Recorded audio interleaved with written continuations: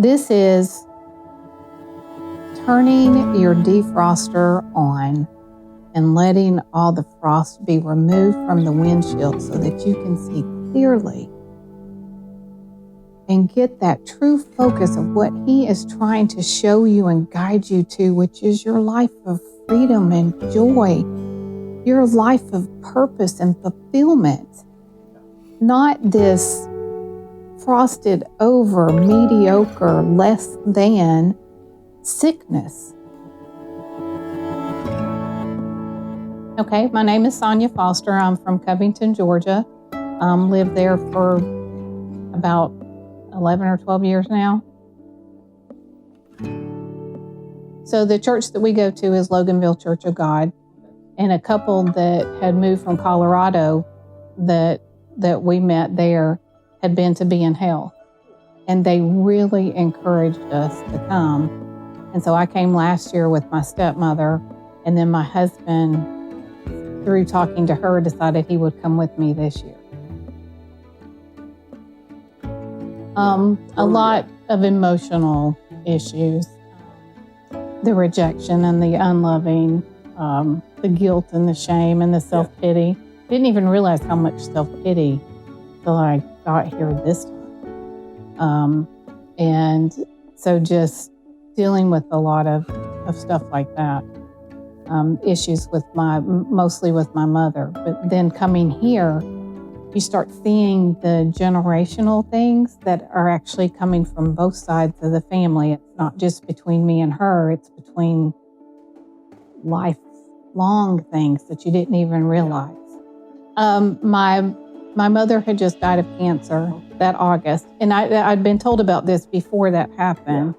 But then from that, just all the stress, and I'd been under stress for several years, but that was extremely intensified. And so then there was health issues that were coming along with that, a lot of fatigue. There was the fatigue, there was a lot of female issues through hormones and those types of things. But the fatigue is really what was just unbelievable. That's what really got my attention. And then the what they call depression, which they had said that I've been suffering for years. And I used to take medications, but I'd stopped that years ago. And then I could just recognize when things were coming along and then being able to deal with it, but not get free from it. And so that's where I was, is just coping. I watched it on YouTube and I watched it in my living room. And then when they were getting ready to rebuke it, I paused. But I was able to go back. That's what I liked about it. I could stop stuff and then repeat it. What? That's crazy. And that's what I was telling David when I saw him in the hallway. I was like, this brain scan, that was crazy. And he's like, yeah. And then I said, and when that psychiatrist was talking to the autistic child, and I said, and then he was talking to the other, and he said, yeah, the genius. And I'm like, yeah. I said, that was just crazy. Amazing to me. Because I'm looking at the brain scans and being told there's nothing wrong with your brain. That's fantastic. If there's nothing wrong with my brain, then we know we can get rid of whatever's going on with my brain. That's what I'm seeing as I'm watching this. So I'm getting very excited.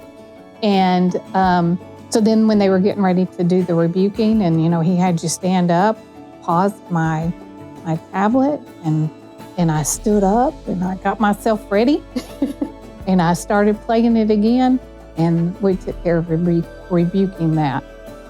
And what I told him is that from that, I was able to read 6 chapters in the amount of time that it used to take me to read 2. And that was that day. I always had trouble in school. When I was in elementary school, I was in advanced classes, but then it started getting to where it was more difficult. So I knew I wasn't stupid, that was the one thing, it was almost, and that goes back to that something in your head telling you one thing and you're like, I don't believe this, but something saying, yeah, but you still are. I can understand why people feel insane. So I'm like, I know I'm not stupid, but something's still telling me, yeah, but you are, because you can't do this and you can't do that. And I'm like, yeah, but I know I'm not stupid.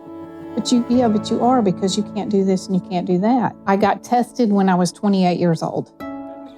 And that's when the diagnosis was more clear.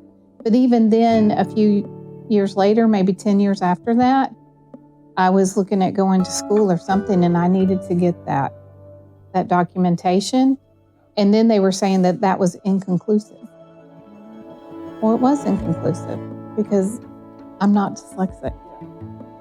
So that would make sense. But I struggled with these things. And there's still things that I can tell there's still something going on that I need to deal with, because I had to memorize the lowercase b's go in the same direction as capital letters and lowercase d's go in the opposite, or else I will mix those two. There's just certain little things, and I catch that that's still happening now. So I'm like, okay, there's still some stuff that I need to deal with to get free from all of it. Receiving the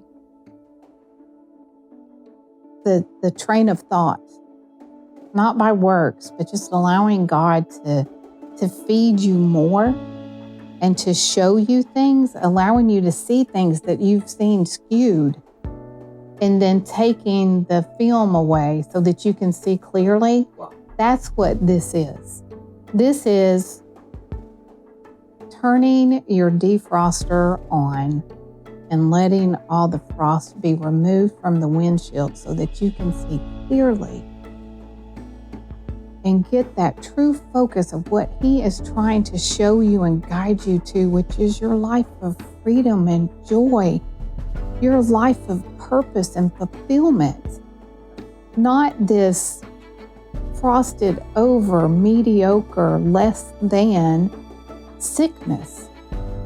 And when I say sickness, it's not just physical. It's the mental, the emotional. It's the full gamut of less than. And we were not created to be less than. And coming here, you know what? I got the key for coming here. What I got from it, which was enormous. I didn't get baptized last year because I was so afraid of having a relationship with God because of the unloving and the feeling like a failure and always trying to perform and become better. And if I do this, then this is going to happen. And if I just try harder, they're going to love me more. But if I had the relationship with God and it failed, there was no place else to go. So if I just didn't have it, there was never anything to fail. So I had padding for my carpet, and I had the carpet, but it wasn't on a firm foundation. So it was just bubbly and just, it was a mess. It was a mess of carpet because I didn't have the firm foundation. And so I knew when I was coming here, I brought clothes just for getting baptized because I was like, I think I'm ready to have that relationship with God. And I've been saved since I was 15. The Lord's been using me since I was 16, speaking to people and doing things. And that's where people were confused. I'm like, I had a relationship with Jesus. So I was still valuable, but I wasn't as productive. And so now I have my concrete slab, I have my padding, and I have my carpet. And so God is my concrete foundation. The Holy Spirit is my padding. That's what lives in me and supports me and guides me. And then I have my carpet, which is Jesus, who is my comforter. And He's the one that, through Him I am forgiven. Through Him I am saved. That is my comforter. I've been there. I've been there. I've made the comment, I don't want to kill myself, but if God hit me with a Mack truck, I'd be happy. So I just murdered myself. So I've been there and I get that. There's hope on the other side. And He's not giving up on you.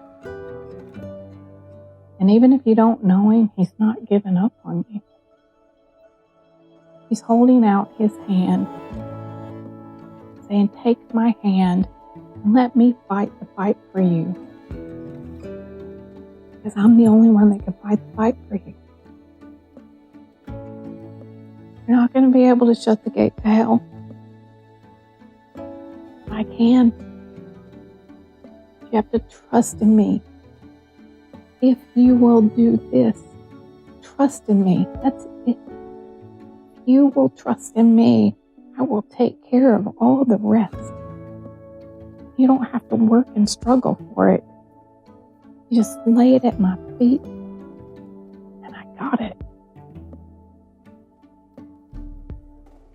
And that's what this is showing us, is that we can lay it down and we can remove all the chatter and all the distractions and all the hate and all the pain and the suffering. We can just lay it down, walk away. And you're going to learn, and there's going to be struggles, but you still don't have to suffer anymore. What do you have to lose? You can stay in the suffering and the death, especially if you're at that place. A lot of people come here because they're dying and they're searching. So you could go spend thousands of dollars on treatment and procedures. But why don't you give this a try? You have nothing to lose. So just try it. If it doesn't work for you, fine. But more than likely it's going to. If you'll receive it, it's going to work for you. And you just have to keep that open mind and not get offended for the things that you don't understand or you disagree with. Just keep moving through. There's things that I didn't understand, so let's not discount. Let's just move through and see what happens. And so you have nothing to lose.